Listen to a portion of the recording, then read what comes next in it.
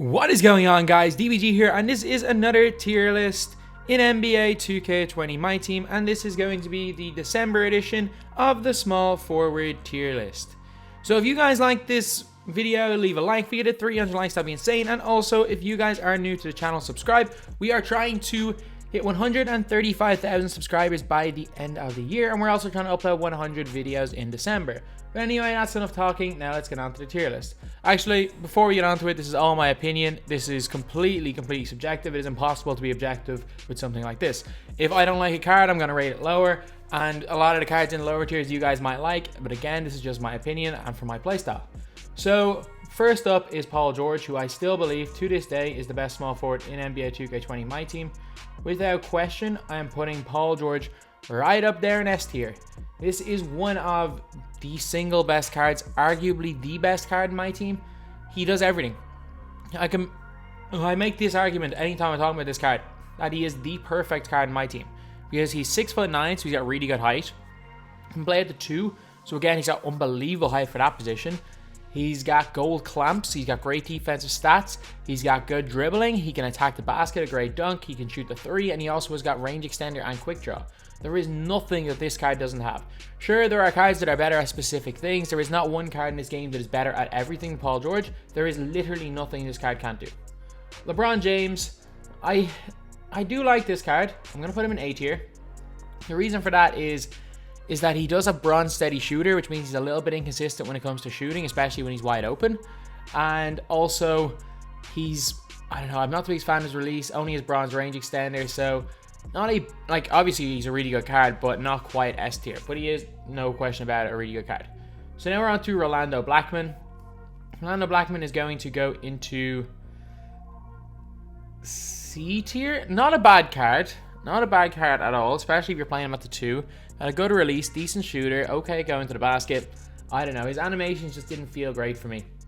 Used him a few times, just didn't feel like he was doing too much, and the small forward position is so good that I can't really justify putting him up in B tier when you see the cards that are going to be in this tier. Also going into C tier is Bernard King.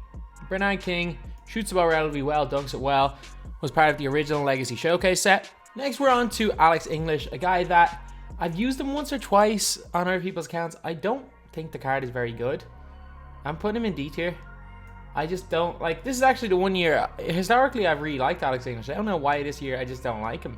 Maybe it's because Melo's release isn't as good, but I haven't used him probably in 2 months, and even at the start of the game when it was a pink diamond in a land of rubies and sapphires, he still wasn't doing too much. So can't really justify putting him ahead of Blackman or Bernard King, because these two guys are actually still kind of usable, whereas I don't think Alex English is.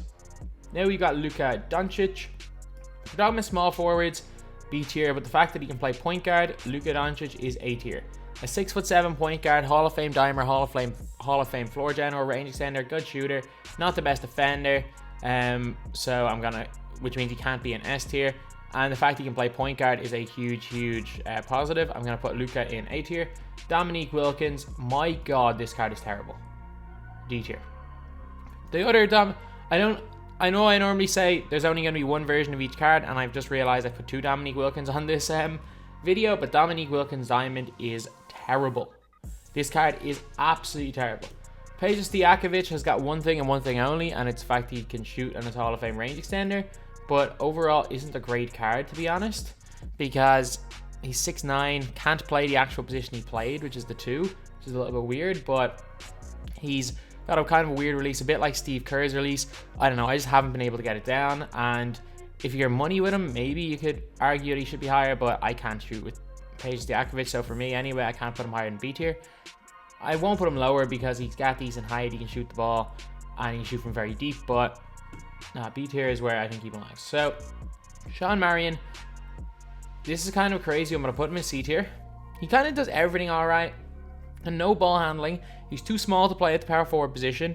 Post game is decent. So Lou Hudson is actually one of the most underrated cards in the game. He's actually got good dribble moves, a really good jump shot. The problem with Hudson is that, again, he's got no range extender, but again, he can do kind of everything else. Good defender, good attacking the basket, and you know what? I'm putting him in B tier. I'm putting him in B tier ahead of these guys, because he is a really good card. Dominique Wilkins. So The last time I did this, I'm pretty sure I put Dominique in A tier. But since then, they've given Dominique quick draw. And the difference between this Dominique and this Dominique is crazy.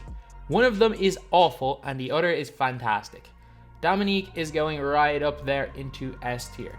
A guy who really was not anything special for the longest time, especially when he first came out, because again, his release was pretty much broken. But them giving him quick draw, it's kind of the same release as Clyde Drexler. He's also the best player in the game at going by people, in my opinion. And his dunking is unbelievable. And also he's got gold clamps. So he's just a much better version of the Pink Diamond Clyde Drexler. So now we're on to Elgin Baylor. Another meh card. If even meh. And in terms of all these cards, I'm going to put him down D tier. Not a great shooter, not a great release. Okay, I guess going to the basket, that's about it. And he's just very, very not... He's barely usable right now, even if you're using rubies. Then we got Yanis. So there are certain people that are going to put Yanis up here in S tier. I'm putting Yanis in A tier because, again, he is, as I like to call him, the liability. He's not a liability, he is the liability. Unless Yanis has the ball in his hands, he is terrible. And I'm not the only person who said this. Boo Painter, Shump, one of the best players in the world. He was the top scorer in the 2K League the first year, qualified for the 250k last year. He said it as well, that he doesn't even use Yanis because unless Yanis has the ball in his hands, he's not good at all. And there's a lot of guys, this is not the be-all and end-all version of Yanis. Wait until we get an open Yanis or a Pink Diamond Yanis with like an 83 ball. Then you're going to see Yanis starting to dominate. But right now, this Yanis is still struggling a little bit, especially with no quick draw. Chris Mullin, solid. Just shoots the ball kind of well. Shoots the ball very well. B tier. Grant Hill. You know what? I've used this guy once. Wasn't the biggest fan of him, but I've come up against him enough times to know how tough he is to guard on defense. So, or to be guarded by. So I'm going to put Grant Hill up into S tier. So I'm pretty sure they either gave him quick draw or... I'm pretty sure they did give him quick draw. I think they gave nearly all the Oprah rewards quick draw.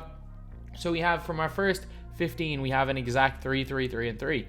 And Grant Hill is one where he'd probably be on the lower end of S tier. I would maybe consider putting him into A tier, but I think he's a really, really good card.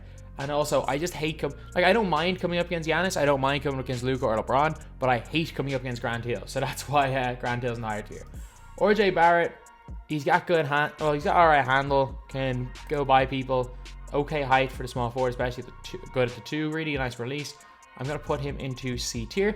Again, if his budget cards, he'd be a lot higher, but you know what? I can't... and just by putting him higher than here and overall, 1 tier higher is Nick Young in B tier. Nick Young can go to the basket. He's got range extender. He can shoot the ball really well. No steady shooter, which is, again, a big positive. And just overall is a fantastic card. A guy that can hold his own against anybody and not the worst defender in the world either. Then we've got Rudy Tomjanovic. I'm putting him into... he's got a good release. He's got a good release, so I'm going to put him in C tier. I think he's only 6'8", but he's one of those players that, like, in game, their player model looks about 7 foot tall. He's got a decent post game, is decent on defense, decent shooter, and has a really nice release, which means he's better than these three guys at the bottom anyway. Then we got Mo Pete, obviously evoed up fully to an amethyst. And you know what? For some reason, Mo Peterson still is small forward, I think. But Mo Pete, again, I don't think he quite belongs, or not Kiki Vandeweghe. Mo Peterson, I don't think he quite belongs in the higher tiers. So I'm going to put him in C tier. And Kiki Vandeweghe shoots the ball really well. I don't know about this card. Do I put him B tier or C tier? Because he does shoot the ball really well. I haven't used enough of him, but when I have used him, he's been good. So I'm going to put him up all the way into B tier. Bojan Bogdanovich, fantastic release. Good shooter. Actually a fairly decent defender. No range extender. So he's not going to be an absolute lights out shooter, so I can't really justify putting him in with the lights out shooter range, and he's not quite as good at the other stuff as Lou Hudson. Then we got Andrew Wiggins. Andrew Wiggins is a really good defender, really good at going to the basket, good shooter. I actually really do like Andrew Wiggins. So I'm going to put him up in the B tier, and that is probably the biggest shock position so far. But Wiggins always plays better than his stats, which would suggest in 2K, ever since he initially was in the game in 2K15. And now Wiggins is a really, really good card. So it's just one of those cards you don't really see. He's kind of outclassed, to be honest. Like, in terms of other cheap other cards around the same price, there are better options, and there's almost similar options for cheaper. Like, for example, Nick Young. so you don't see him much, but it is a good card. It's just that he's kind of outclassed. Jason Tatum, fantastic. Jason Tatum in A tier. I don't know what 2K have done with his release. Basically, they gave him like the Trae Young release, and Trae Young's release, his release was broken at Emerald, and Trae Young's release as an Emerald is broken.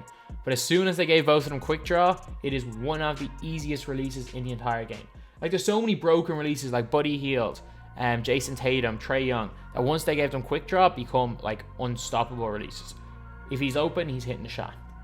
Next, we got Chandler Parsons, a 6'10" small forward. He can speed boost. He rebounds well for some reason when I play him at the power forward, and his jumper is money. This is going to be a kind of a surprising one that I'm going to put right in the middle above Bowen because, well, I prefer Parsons to him, even though they're both fairly similar players. Bruce Bowen, when he's a diamond, he's going in S tier. I'm sorry, he is. Bruce Bowen diamond is lockdown, and he may be one of the top 5 wide open shooters. Like, if you leave him open from non-limitless range, Bruce Bowen is greening more often than not. He is one of the easiest releases in this game to green, and without question, when he gets that Hall of Fame clamps, he's going up there in S tier. Like, I know there's, say, DeAndre Hunter, which is the budget Bruce Bowen. He's not the same. He's not the same as the original. But Kevin Durant, I'm going to put into... I had, like, if this was last month, I would have put him into S tier, but the more I use Kevin Durant, the more I realize I just use him as a shooter, although he can actually do a lot more. Where is he? There we go. But I'm still going to put him into A tier. Kevin Durant, don't get me wrong, is fantastic, but I don't think he's quite as good as Paul George, and Bruce Bowen is just completely locked down. And if I'm ever coming up against Kevin Durant, even though I like using Kevin Durant a lot, I don't really mind. If I'm coming up against any of, especially Bruce Bowen or Grant Hill, I'm like genuinely scared. Next, we got Purvis Short. He does one thing and one thing only, and it's lob cheese. He can actually shoot when he's wide open, so I'm going to put him in C tier, but the lob cheese is overpowered. Xavier McDaniel, most people would have him up in S tier as well. I think he's bang smack in an A tier. I don't use him a lot, but he is a really good card. He'll be one of kind of the higher level A tier cards, and he's the kind of player, a lot of people use him over Yanis.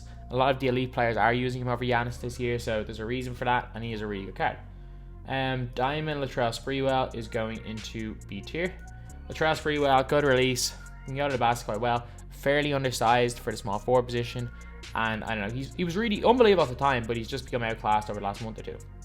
Paul Pierce would be A tier, trust me, but the problem is that he can't shoot corner threes. Whatever way his base is, he steps inside the 3-point line every time. And yeah, that's the reason why I can't really justify putting him higher, although he is a really good card. Cliff Hagan is woeful, and he's been woeful since the day he came out. D tier. Melo is a slightly better version of Paul Pierce, but worse on defense. Melo, I'm going to put him in A tier. Because again, he is actually really quick and go to the basket really well, so I can't really justify putting him much lower than that, but he'd be one of kind of the lower of all the A tier players. Not bad value though at like whatever 70k. Wally Szczerbiak, B tier. Wally Szczerbiak shoots the lights out. And yeah, not much more to Wally Szczerbiak other than that. Like, he's just one of those range extended shooters that is bang smack in the middle. Hedo Turkoglu is obviously, well, I'm not putting him in S tier straight up. He's just not good enough right as of yet. Once we get a range extender, any version of range extender, Hedo Turkoglu, he's going to be up there in S tier. Still got the animations, but I don't know. It's just not quite OP yet to be putting him up into S tier, especially when you've got LeBron, Yanis, Tatum, Kevin Durant, McDaniel in A tier. He belongs in that class, but he does not belong in class with these guys right here. And you could even argue bumping Bruce Bowen down a tier. And last up, one of my least favorite guys in the game, Larry Bird, is terrible. D tier. Absolutely terrible. So anyway, that is the video. This is my small forward tier list in NBA 2K20 MyTEAM. If you guys disagree, that is fine. This is just my list. So anyway, that's the video. Thank you guys for watching. Please like, comment, and subscribe.